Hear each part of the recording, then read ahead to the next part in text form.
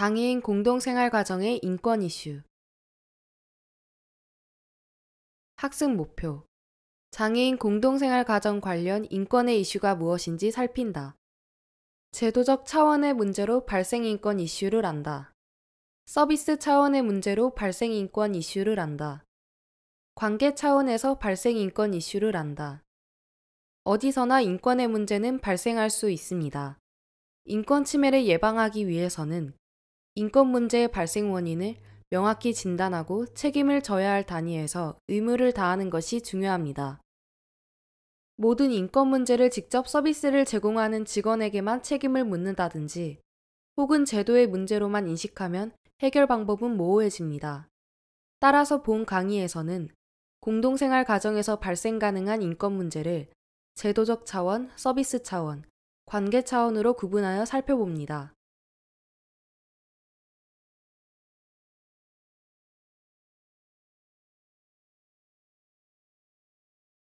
제도적 차원의 인권 문제. 공동생활 가정 관련 제도적 문제로 인해 발생 또는 발생 가능한 인권의 이슈는 첫째, 1인 근무 체제의 문제. 둘째, 각 가정에 대한 지원 체계의 부재. 셋째, 중대규모 시설과 동일한 행정관리 문제.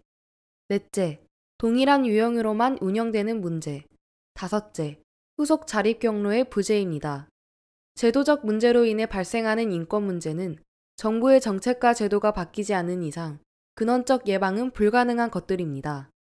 공동생활 가정 서비스 제공자 차원에서 또는 직원 개인 차원에서 해결할 수 없는 문제이기 때문에 시급히 정부 정책과 제도를 시정해야 합니다. 1인 근무 체제의 문제. 공동생활 가정은 한 가정당 직원 1인이 이용자 4인을 지원하는 구조로 되어 있습니다. 이러한 1인 근무 체제는 공동생활 가정에서 가장 심각한 여러 측면에서의 인권 문제를 야기시키는 요인입니다. 먼저 이용자의 인권 측면에서 살펴보면 한 명의 직원이 모든 서비스를 제공하기 때문에 그 직원이 어떠한 서비스를 어떻게 제공하는지에 따라 이용자들에게 미치는 영향은 매우 크게 됩니다. 또한 직원이 스스로 자신의 언어와 행동을 끊임없이 통찰하지 않은 이상 직원을 견제하거나 모니터링 해줄 수 있는 구조가 아닙니다. 그래서 인권의 사각지대라고 표현합니다. 교사의 생각이 굉장히 중요하죠. 그게 안 되면 그 가정은 말 그대로 보는 사람이 없잖아요. 사각지대. 자신이 잘 역할을 하겠다고 하지만 그게 무뎌지면 자기가 주인이고 최고가 될 수 있는 그런 구조죠. 가정의 구조이다 보니까 CCTV를 달 수도 없고 혼자서 근무를 하다 보니까 학대 문제가 발생했을 때 거주시설이나 주간 보호시설 같은 경우는 이건 잘못됐습니다 라고 얘기해 줄 만한 사람이라도 있지만 공동생활 가정에는 아무도 없다는 거죠. 1인 근무체제는 직원의 근로권을 침해하는 원인이 되기도 합니다. 지침상으로는 이용자들이 낮 시간 동안 취업이나 교육 등의 활동을 하기 때문에 직원은 낮 시간 근무를 하지 않고 이용자들이 직업과 교육활동 등을 마친 오후부터 다음날 아침까지 근무하는 것으로 되어 있습니다. 그러나 현실은 그와 다릅니다. 직원이 해야 할 여러 가지 행정 업무는 낮 시간 동안 이루어져야 하고 이용자가 아파서 결근을 하면 낮 시간 동안도 이용자를 돌봐야 합니다. 특히 중증의 이용자들이 있는 공동생활 가정의 경우는 24시간 지원을 해야 합니다. 또 주말에는 원가정으로 가서 가족들과 함께 보내는 것으로 되어 있으나 이용자가 무연고자인 경우도 상당수여서 직원은 주말에도 근무를 해야 하는 실정입니다. 뿐만 아니라 직원이 출산, 병가, 휴직 등의 사유로 인력의 공백이 발생할 경우 해당 직원의 인건비 범위 내에서 대체 인력을 활용할 수 있도록 하고 있지만 대체 인력을 확보하기가 쉽지 않기 때문에 야간과 주말 근무를 해야 하는 상황도 생깁니다. 그러한 근로조건이다 보니 공동생활 가정 직원은 다른 사회복지시설에 비해 이직률이 매우 높고 근속 연수가 짧습니다. 인력의 잦은 이직은 서비스의 연속성, 균질성, 안정성 등에서 문제가 발생하여 서비스의 질 저하로 이어질 가능성이 높습니다. 질 낮은 서비스는 바로 장애인의 인권에도 부정적인 영향을 줄 수밖에 없게 됩니다. 지원체계의 부재.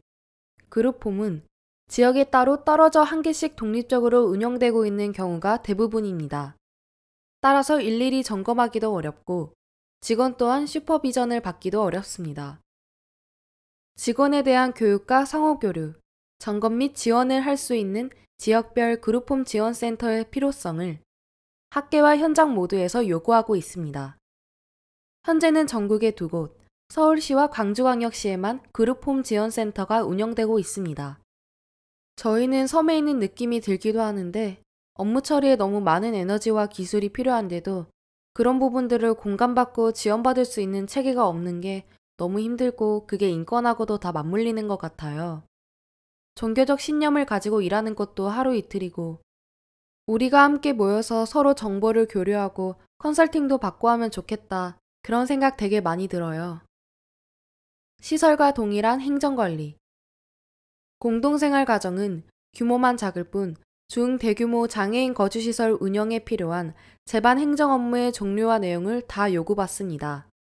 이용자에 대한 지원 업무뿐만 아니라 재무 회계관리, 인사관리, 문서관리, 시설 및 안전관리 등을 한 명의 직원이 모두 수행해야 하는 실정입니다. 당연히 직원이 이용자에게 직접 서비스를 하는 시간은 줄어들 수밖에 없습니다. 공동생활가정은 운영의 기본 철학이나 방식이 출발부터 거주시설과는 다릅니다. 그럼에도 불구하고 거주시설과 동일한 행정 업무와 평가 기준을 적용하는 것은 이치에 맞지 않습니다. 이 때문에 정부와 지자체가 공동생활가정을 시설화하고 있다는 비판을 받고 있는 것입니다. 시, 구청 등이 안전사고 등의 위험을 이유로 시설처럼 운영하기 원하는 경우가 많아서 고민되는 사항도 많다. 탈시설의 일환이라면 탄력적인 운영이 되어야 자립지원에 더 유리하게 적용될 수 있지만 그렇지 못하다. 시설평가 등의 구조안에 묶여있는 한 탈시설안은 없다. 단일 유형으로 운영. 인권에 기반한 공동생활 가정 서비스가 이루어지려면 이용자의 다양한 상황이 수용되고 이용자의 욕구에 따른 선택의 여지가 충분해야 합니다. 일률적이고 획일적인 제도 및 서비스는 인권 침해 가능성이 높기 때문입니다. 그러한 의미에서 공동생활 가정의 유형도 다양화되어야 합니다. 이용자들이 각자 그런 걸 설정하고 들어오시는 것 같아요.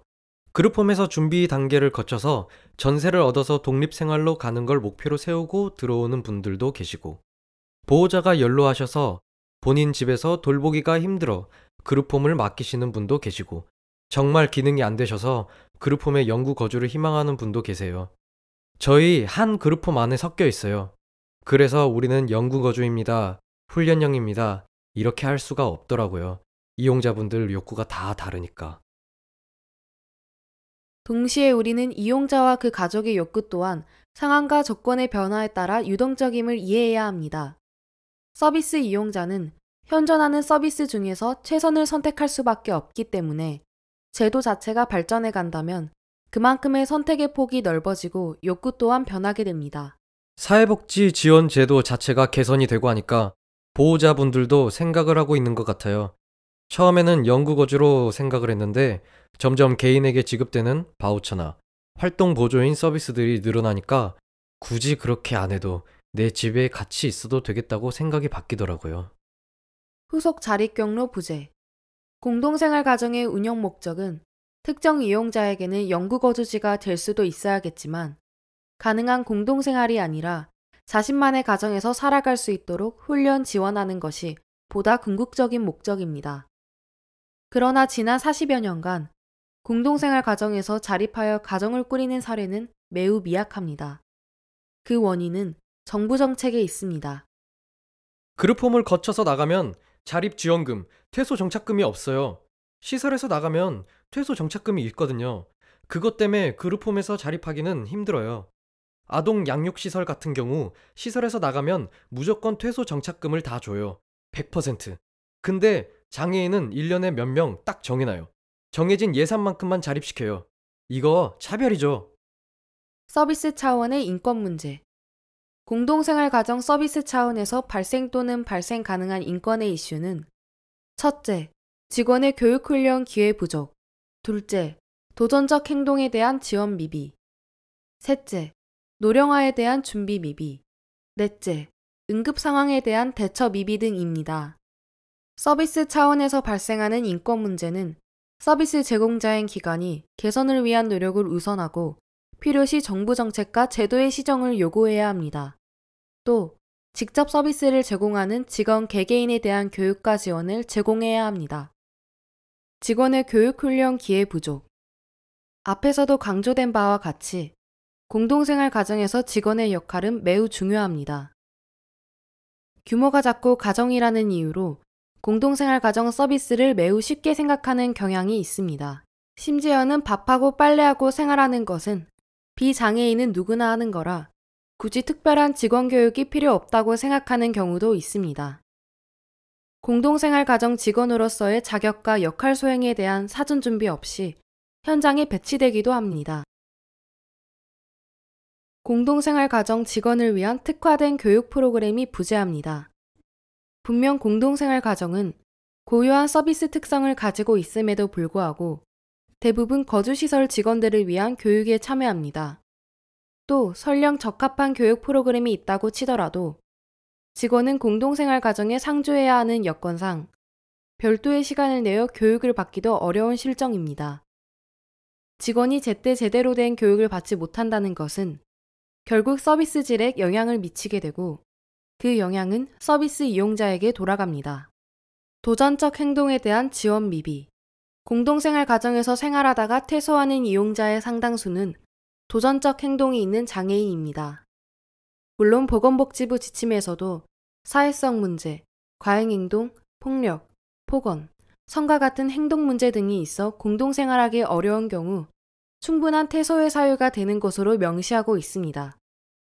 그러나 도전적 행동이 있는 장애인의 경우 원가정에서도 돌보기 어려운 상황이고 공동생활 가정도 이용할 수 없다면 결과적으로 거주시설이나 병원 입소로 내몰릴 가능성이 높습니다. 공동생활 가정에서도 도전적 행동 지원을 위한 서비스를 개발하여 공동생활 가정을 이용하고자 하는 장애인 누구나 이용할 수 있는 시스템을 갖추어야 할 것입니다. 노령화에 대한 준비 미비. 우리나라의 현실에서 장애 노인은 장애인 복지와 노인 복지 분야 양쪽으로부터 소외당해왔기 때문에 장애 노인을 위한 서비스나 정책 개발이 제한적이고 미흡한 상황입니다. 전반적인 인구 고령화와 더불어 장애인의 평균 수명도 증가하고 있는 추세입니다. 현재 공동생활 가정을 이용하고 있는 상당수의 장애인도 조기 노화 또는 노화의 상황에 있습니다. 그러나 공동생활 가정 서비스에서 아직은 노령화에 적합한 서비스를 개발하지 못하고 있습니다. 응급 상황에 대한 대처 미비. 2016년 연구 결과에 따르면 공동생활 가정을 이용하는 발달장애인은 20대와 30대가 70% 이상이며 남성이 여성에 비해 20%가량 더 많습니다. 반면 직원은 40대가 34%로 가장 높은 비율을 차지하였고 80% 이상이 여성입니다. 공동생활 가정에서 응급 상황이 발생했을 때 여성의 직원이 혼자서 대처하기 어려운 상황들을 겪게 됩니다.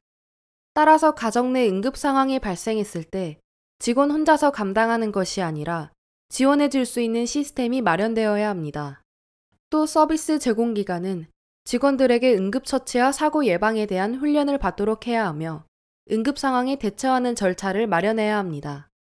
관계 차원의 인권 문제. 관계 차원의 인권 문제는 공동생활 가정의 직원과 이용자의 관계, 공동생활 가정을 함께 이용하는 이용자 간의 관계, 공동생활 가정 또는 이용자와 지역사회의 관계를 말합니다. 직원과 이용자 간. 어린아이 취급.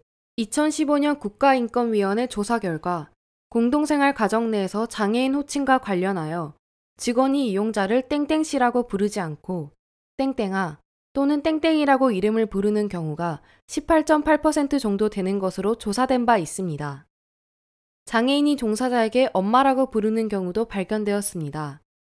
가정이라는 이유로 친근감을 표현한다는 차원에서 반말을 하거나 발달장애인의 인지 정도가 낮다고 해서 어린아이 취급을 하는 것은 엄연한 장애인 차별입니다. 모든 장애인은 그들의 연령에 맞는 대우를 받아야 합니다. 자기 선택과 결정권 침해.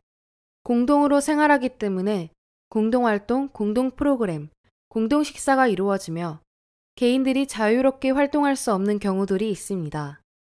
또한 직원이 동거하는 상황에서 이용자들은 직원이 기획한 프로그램을 따를 수밖에 없고 스스로 할 수 있는 것조차 직원의 지원에 의존하게 되고 자연스럽게 직원의 눈치를 보고 통제를 받게 되기 쉽습니다. 이용자 학대. 장애인 학대는 신체적 학대, 정서적 학대, 성적 학대, 경제적 착취, 유기, 방임으로 구분됩니다. 우리나라보다 훨씬 장기간 공동생활 가정을 발달시켰던 서구에서는 공동생활 가정 내 학대가 이슈화되었습니다. 예를 들어 미국의 일리노이 주에서는 2011년 7월부터 2016년 6월까지 5년간 3천여 곳의 장애인 공동생활 가정에서 1,311건의 피해 사례가 발견되었습니다. 호주에서는 2017년 3월 27일 공영방송에서 파이팅 시스템을 통해 공동생활 가정에서 벌어지는 폭력과 학대가 방영되어 전국을 충격에 휩싸이기도 했습니다. 몇몇 그룹홈은 조심스럽고 유능한 직원들이 있는 안전한 곳이지만 최근 뉴스를 보면 이것이 일반적이기보다는 예외일 수도 있다는 생각을 하게 된다는 국민 여론이 형성되기도 했습니다. 가정이라는 작은 공간에 밀착되어 살아가기 때문에 더욱 조심스럽고 유능해야 함께 동거하는 이용자들의 인권을 보장할 수 있습니다. 이용자의 사생활 침해. 국가인권위 조사에서 직원이 이용자에게 물어보지 않고 개인 옷장을 여는 경우가 28.9%, 이용자의 방에 들어갈 때 노크를 안 하는 경우도 15.7%로 나타나는 등 장애인들의 사생활이 침해받고 있다고 보고하였습니다. 직원이 장애인의 성명이나 주민등록번호 등을 사용할 때 장애인의 허락을 받지 않고 사용하는 경우도 16%로 나타났다고 하고 공동생활 가정 내 장애인의 개인정보 사용 동의 등 정보관리가 부실하다고 보고하였습니다. 직원의 안전권 침해. 공동생활 가정에서 직원과 이용자 간의 인권 문제는 장애인에게만 있는 것은 아닙니다. 직원 역시 혼자 근무하기 때문에 근로권 이외에도 안전권에 대한 문제가 있습니다. 이용자에게 직접적인 폭행을 받은 직원도 있었고 성희롱을 당한 경우, 스토커처럼 집착을 당해 퇴사한 경우 등 다양한 사례가 제시되고 있습니다. 하지만 이에 대해 경찰에 신고를 하여도 별다른 조치를 취할 수 없어 해결책이 없음을 호소합니다. 이용자도 직원도 모두 안전하게 생활할 수 있는 공동생활 가정 운영이 될 수 있도록 개선이 되어야 합니다. 함께 사는 이용자 간. 이용자에 의한 이용자의 학대 패턴은 다른 이용자에 의한 신체적 학대 및 기타 학대와 괴롭힘이 반복될 때 발생합니다. 학대적인 행위에는 성적 또는 비성적 학대, 물리적 힘 또는 부적절한 신체 접촉, 물리적 힘의 위협 또는 부적절한 신체 접촉의 위협, 피해자에게 신체적 피해나 정서적 고통을 주는 행위입니다. 이용자 간의 모든 학대 행위는 가해자에 대한 적절한 처벌뿐만 아니라 시설 이용자의 인권보호 의무를 방기한 행위로 서비스 제공자는 그에 상응하는 책임을 져야 합니다. 지역사회와의 관계. 공동생활 가정 이용자는 지역사회와의 관계에서도 직접적인 인권 침해를 당할 가능성이 높습니다. 지역사회 인식이 점차 변화되고 있기는 하지만 여전히 공동생활 가정에 대한 인식이 부족하고 발달장애인에 대한 이해도 부족하며 특히는 그들의 인권을 존중해야 한다는 것조차 부족합니다. 따라서 공동생활 가정 서비스 제공자는 지역사회와의 다양한 관계 속에서 이용자가 어떻게 자기 옹호를 해갈 것이며 지역사회 인식을 바꿀 수 있을지를 끊임없이 고민하고 노력해야 합니다. 장애인 학대 신고 의무. 장애인 학대 신고 의무자는 직무상 장애인 학대를 발견할 가능성이 높은 사회복지 관련 종사자, 의료기관 종사자, 교육기관 종사자, 상담소 및 보호시설 종사자 등 21개 직군이 해당됩니다. 장애인 복지법에 따라 신고 의무자는 장애인 학대를 발견하거나 알게 된 경우 지체 없이 장애인 권익 옹호기관 혹은 수사기관에 신고해야 합니다.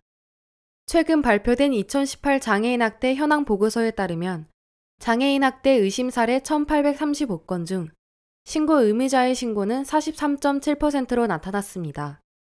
신고 의무자에 의한 신고를 살펴보면 사회복지 전담 공무원에 의한 신고가 52.5%로 가장 많았으며 다음으로 사회복지시설 종사자의 신고 31.5% 등의 순으로 나타났습니다.